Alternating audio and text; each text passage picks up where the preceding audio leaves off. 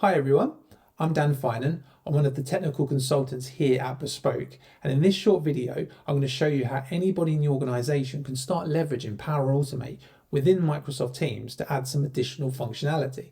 So for this example, I'm actually going to show you how you can follow up on an individual message within Teams, which is really handy if you're someone like me who now and again receives a message that might say, "Oh, hi Dan, can you please help me with this issue? I might be busy at the time, but I'll look at it later." Then 9 times out of 10 forget to go back. Not good, but it's something that can be solved with this kind of flow. So let me show you what I'm talking about. I'm going to head over to Teams, and I've already got a message here waiting for me. And all I need to do is come over to here, open the 3 dots menu, and you can see I've got the option to follow up on the message. When I click on that, that's actually going to open a small card for me to fill in with the date, a time, and some notes. So here are my notes. And when I hit submit, that's going to fire off the rest of the flow to go ahead in the background and set that reminder. And as you can see already, it's actually come through. So if I click on my notifications, you can see I've got a notification in my feed that says follow up on the message, who the message is from, the notes that go with it. And the best bit about it actually takes you back to the original message, which is really handy. It saves you scrolling through the rest of the conversation if the conversation has already moved on. And this is really easy to set up. So let me go ahead and show you how to do that.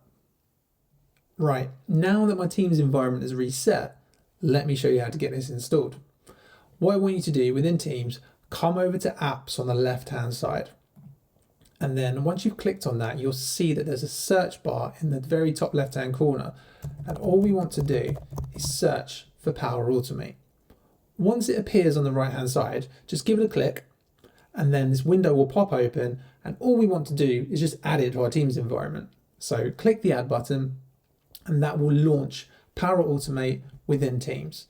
Now what you're seeing here is actually the home page of Power Automate within Teams, and this is where all your flows will be listed, but we haven't got any there at the moment. Now below there, you can see we've got all these different templates, and these templates are great. But the one we're using at the moment is this very first one, which is follow up on a message. So all we need to do is just click on that template. The window will pop open. Give the template a name if you want to. So I'm going to keep it the same for this. And then these are the services it connects to.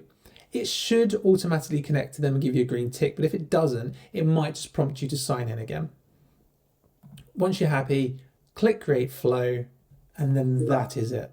So we've got this confirmation that the flow has worked, that it's been installed, and we've also got this Power Automate card appeared, and that's just letting us know that it is ready to go and we can now use it.